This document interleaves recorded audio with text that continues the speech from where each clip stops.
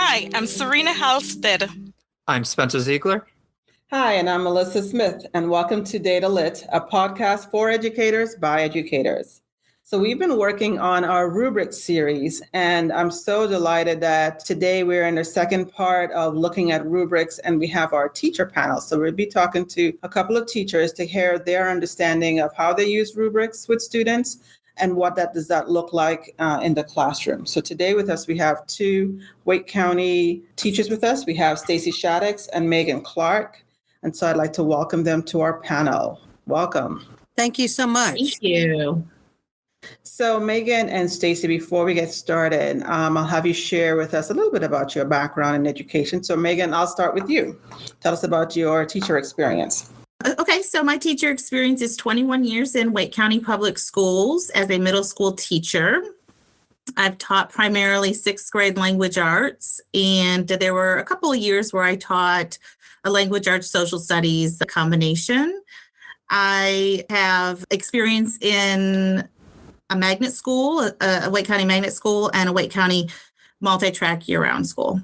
Well, I have also taught for 21 years. I have taught in 3 different states, and I have taught K-8. I've served as on district leadership, school leadership, and as a classroom teacher, and happy to be back in the classroom working with students. They bring me joy. Thank you. So I think together, all collectively, we probably are close to about 80-something years worth of experience. So that's good.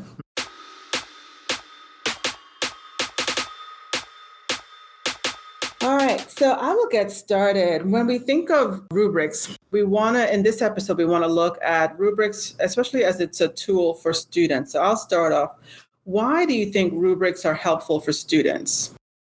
I think rubrics give students a platform, a guide about what they need to include in their product and how they're going to be assessed. I also like to give students an opportunity to evaluate themselves on the rubric before handing the rubric in. So there's that metacognition piece about how do you think you did on this assignment? Give me your feedback and your thoughts about how you're feeling. And it's always interesting to get their feedback. Some students give themselves a lot of points when I maybe wouldn't necessarily do so, or vice versa. But it's a great tool to just kind of have a temperature check to know what they're thinking and to get their metacognition going for that assignment. And Stacy?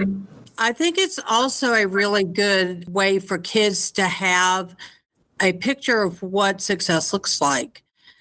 Because if we just say, write this essay, and we aren't explaining what we expect to see in this essay, the kids really don't have any direction unless they've had a lot of experience with that kind of writing before, which most middle school students have not. I like that idea of a model of success and raising their metacognition so that they can better self-assess where they're going.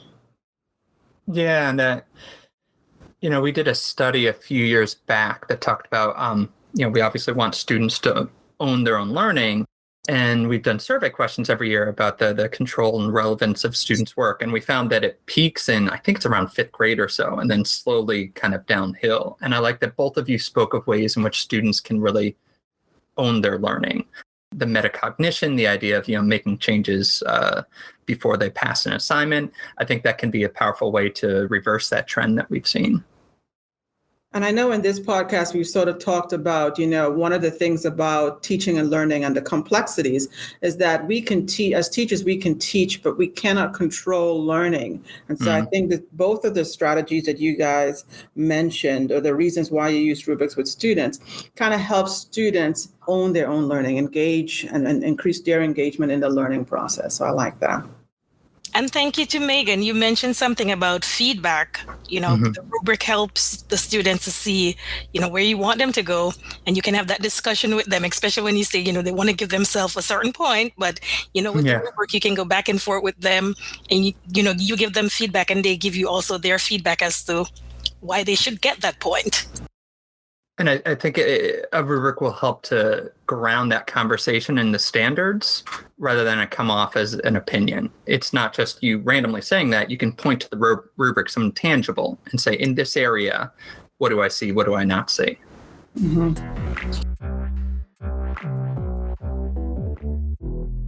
So in the series, we've noticed that the trickiest part with the rubric is to make it go beyond just a tool for grading, a way to generate a score, rather to become a resource for students to really guide their work throughout. And you all spoke about this a little bit, but do you have any other advice for how you can support students in actually using the rubric as they're working on an assignment? So I've always seen rubrics as a way to have authentic conversations, authentic feedback, and also show students how to grow to the next level. So you're including every student, no matter where they are in their continuum of learning. But I think that the grading part is a mind shift. One of the things we started doing is we don't put grades on the rubric at all. Like there's no numbers on there. So yes, we are constrained by having to give grades, but that kind of frees up the conversation with kids and teachers about what the grade is and more about what is the learning. But I think until we make a shift in education to some sort of authentic grading system, that's always going to be a tricky area because parents and kids are used to saying, what did I get on this, assignment? And that is my measure of success, even though we know that's not really true. Good point. Megan, what are you thinking about this?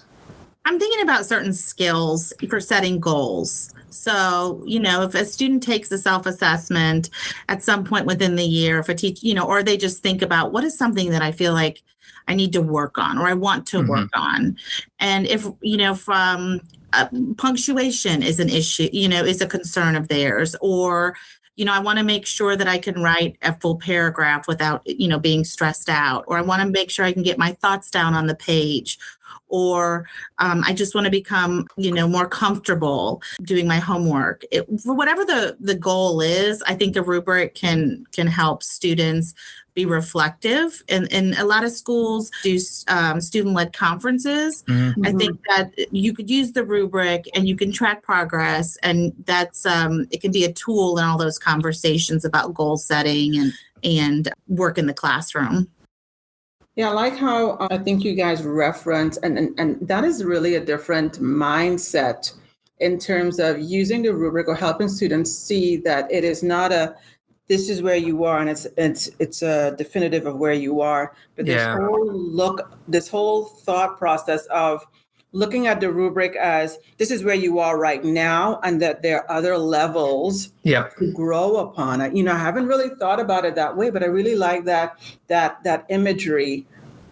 And it's kind of like what we talk about for the elementary level with standards-based grading. This is where you are in your learning and your demonstration of where you are in your learning. But there are these other levels as you move on to get to, what the target is.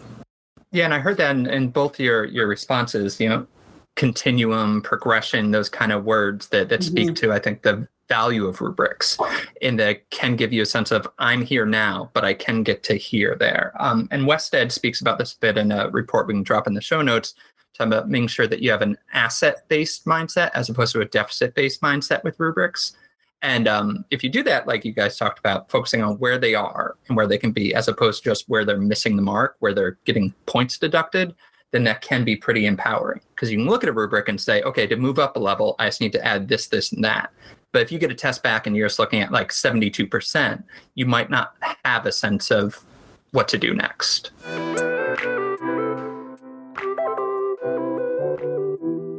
So have either of you made students a co-creator in the rubric development process? I have, but it was a long time ago, and it was really fun. We always had a really good time with it. Can you speak to the impact that had on students when you did do it? I think it just gives them a whole different level of ownership. And it was always really insightful to see like what categories they included and how many points they would give each category. And typically when we would create rubrics, it was in a folktales and myths class. And So we would have a really good time with it. But I think it gave them just a big sense of ownership, collaboration, if they wanted to work with a buddy or a group. And then when they would do something and either they would grade it or their peer would take a look at it and give them some feedback, or I would grade it. It was always nice to say, well, you created the rubric and you collaborated and I'm following your direction of how you think you should be assessed. And it was very fun. That makes me think of, there's research on the value of peer feedback, and something that I hadn't considered, but talked about how the value of peer feedback often comes not from receiving the peer feedback, but from giving it, because it forces kids to focus in on what are the actual learning targets. And I'm hearing something similar with your response, that students developing a rubric with the teacher will make them a little bit more clear that this is not about a diorama. This is about whatever the standards might be. And I find as though we typically in education talk about unpacking standards, how important that process is for teachers. But now that you say that, it is probably also equally important to unpack the standards for students. And I know we do a little bit of that by showing them the learning targets, but that activity of having them co-create a rubric, like you said, when they had to look at what are the things that we're going to measure? What goes into the criteria? I'm sure that also helps them sort of unpack the learning and unpack the standards, which could be really important. Yeah. I like that you mentioned that, Mellisa. I was having a conversation with Leanne this week, Leanne Young, and she mentioned that, we often put the standards, on the wall or wherever in the classroom and just quickly, say whatever it is, but not really explaining to the students what the standard requires. So I like that you giving the students a chance, Megan, to actually co-create that rubric with you, and within that time, that would allow you to explain more to the students what the standard requires. So I have the final question here, and we had a guest with us part of this recording, Susan Brookhart. And she has mentioned that the genius of rubric is that they are descriptive and not evaluative. But sometimes, or even oftentimes, students just want to jump to the score at the bottom of the rubric. How do you help students to digest the descriptive feedback that contains in a rubric?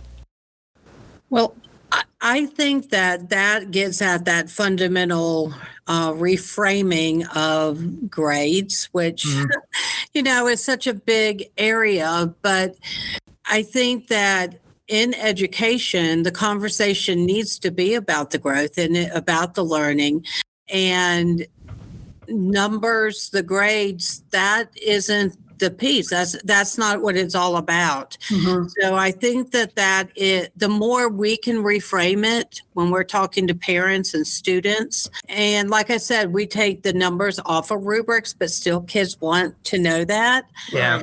But I think if we can collectively start moving in that direction, and I hear more talk about standard-based grading, things like that, but I think that having numbers on the rubric just reinforces that idea that this is about a grade instead of it's about learning. I completely agree, Stacey. I think that was well said. I've heard you mention, the progression of it. And whenever I think of rubrics, I'm thinking of the mastery, instead of putting numbers, think in terms of mastery. So you level 1, level 2, level 3, it's supposed to show students how they're mastering the skills or the standards that we are trying to assess. Where are their level in terms of mastery of that standards? Something that I experimented with at the end of last year is that idea, and Spencer, you kind of helped me see some of the potential here with badges. And so I had a rubric, but it was kind of a really large rubric, and there were badges associated with it. Okay. So kids were, as they did certain things, they would earn badges. And so there was no grade, and it was just about them picking and choosing what they wanted to show me. And it was all based in standards. So it really was about, here you're showing me this piece in this way, and now you get this badge. instead of, this progression. But I will say that took a whole lot of time. Yeah. A lot of helping kids understand what the badges meant. But I thought it was a really cool way to look at rubrics and give students accomplishment by earning those badges, but it's not tied to a grade. Like that. Yeah, and I love how you're kind of separating the descriptive feedback from the evaluative feedback. Research, we did a series on feedback last year, and one of the big takeaways for me was that when the two are provided together, people will ignore the descriptive feedback and just pay attention to the evaluative feedback, the grade, even though we know that evaluative feedback serves communication purposes, but does not drive learning. So I think the advice I'm hearing from both y'all is spot on in terms of really using rubrics to leverage the descriptive feedback.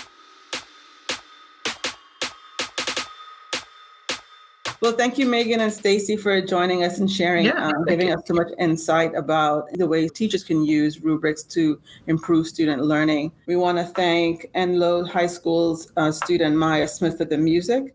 As always, if you have any questions, comments, or further notes for us, you can always reach us at www.wcpss.net/datalit.